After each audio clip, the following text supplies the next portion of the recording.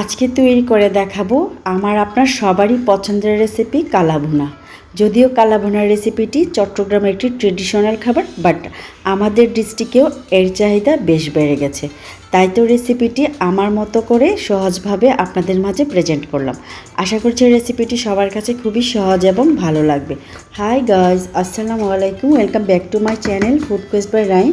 তো দেখে নেওয়া যাক আমার আজকের এই কালাভুনা রেসিপি কিভাবে তৈরি করি। কালা ভুনা তৈরি করার জন্য আমি এখানে হাড় চর্বি সহকারে 1 কেজি পরিমাণে গরুর মাংস ভালো মতো ধুয়ে পানি ঝরিয়ে নিয়েছি। এখন চলে যাব মূল রান্নায়। প্যানে প্রথমে ঢেলে দিলাম 1/3 কাপ তেল। তেলটা প্রপারলি গরম হয়ে আসলে এর মধ্যে মাংসগুলো ঢেলে দেব।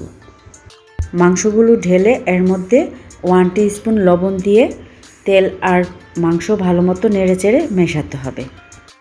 এখন 1 টিস্পুন লবণ দিলাম, যদি পরে দরকার হয় তো আর একটু লবণ অ্যাড করব। এরপর এর মধ্যে 1 টিস্পুন হলুদের গুঁড়ি, 1 টেবিল স্পুন মরিচ গুঁড়া। মরিচের পরিমাণটা যে যেমন ঝাল খেতে পছন্দ করেন ওই অনুযায়ী দিতে হবে। এরপর যাবে 1/2 টেবিল স্পুন ধনিয়া গুঁড়া। এখন এই 3টি মশলা দিয়ে আবারও নেড়েচেড়ে ভালো মতো মিশিয়ে নিব।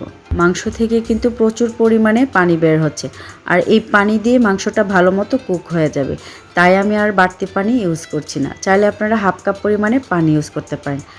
এরপর যাবে 1/2 টেবিল স্পুন রসুন পেস্ট, 1 টেবিল স্পুন আদা পেস্ট। আদা পেস্ট দিয়ে আবারও নেড়েচেড়ে মেশাতে হবে। এরপর যাবে 1 টিস্পুন জিরা গুঁড়া, আর যাবে এই গোটা মশলাগুলো। এই মশলাগুলো কিন্তু সবার হাতের কাছে থাকে। এর মধ্যে শুধু আমি একটি কালো এলাচ ইউজ করেছি। এটা হাতের কাছে থাকলে দিবেন, নয়তো স্কিপ করতে পারেন। এটা দিলে খুবই মজার একটা স্মেল পাওয়া যায় কালো ভুনাতে। তাছাড়া যে কোনো বড় মুদিমাল দোকানে এই কালো এলাচটি পাওয়া যাবে। এরপর যাবে স্লাইস করে কাটা 1 কাপ পেঁয়াজ। পেঁয়াজ দিয়ে একটু নেড়েচেড়ে ভালো মতো মিশিয়ে এর মধ্যে 2 টেবিল স্পুন টক দই আর 1 চিমটি জায়ফল গুঁড়ো দিয়ে আবারও নেড়েচেড়ে ভালো মতো মিশিয়ে নেব। এরপর একটি ঢাকনা দিয়ে ঢেকে কুক করব মাংসটা সেদ্ধ না হওয়া পর্যন্ত। মাংসতে যেহেতু পানি ইউজ করা হয় নাই, তাই ঢাকনা উঠিয়ে 2-3 বার মাংসটাকে নেড়ে দিতে হবে, নয়তো নিচে লেগে যেতে পারে। মাংসটা আমার মোটামুটি সেদ্ধ হয়ে আসছে। এখন এর মধ্যে 1 কাপ পেঁয়াজ বেরেস্তা দিয়ে আবারও নেড়েচেড়ে ভালো মতো মিশিয়ে নেব।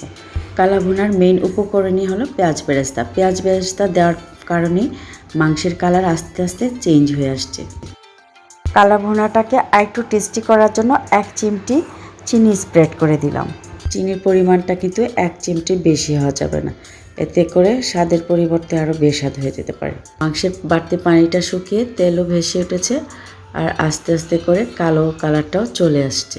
মাংসটা আমার একদম ভালো মতো কুক হয়ে গেছে। এখন এর মধ্যে সরষের তেল আর শুকনা মরিচের একটা ফোড়ন দিতে হবে। সরষের তেলের সাথে শুকনা মরিচের এই ফোড়নটা কালা ভুনাতে অবশ্যই অ্যাড করতে হবে, নয়তো কিন্তু কালা ভুনাতে যে অথেন্টিক টেস্টটা পাওয়া যায় সেটা পাওয়া যাবে না।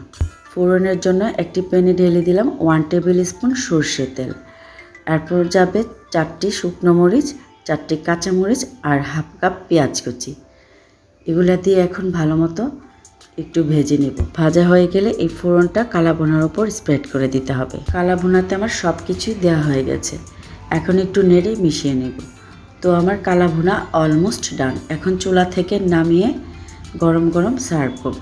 এই কালাভুনাটি ভাতের সাথে, পোলাওর সাথে অথবা রুটি দিয়ে যেভাবে সার্ভ করতে চায় ওইভাবেই সার্ভ করতে পারে। ঠিক আছে, আমার কালাভুনার রেসিপি আজ এখানেই শেষ করছি।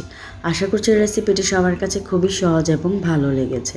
সো গাইস, রেসিপিটি ভালো লাগলে একটি লাইক দিয়ে আপনার ফ্রেন্ডস অ্যান্ড ফ্যামিলি মেম্বারদের সাথে রেসিপিগুলো শেয়ার করবেন।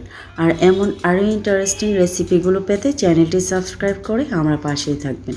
তো সবাই অনেক অনেক বেশি ভালো থাকবেন, and thank you so much for watching. আল্লাহ হাফেজ।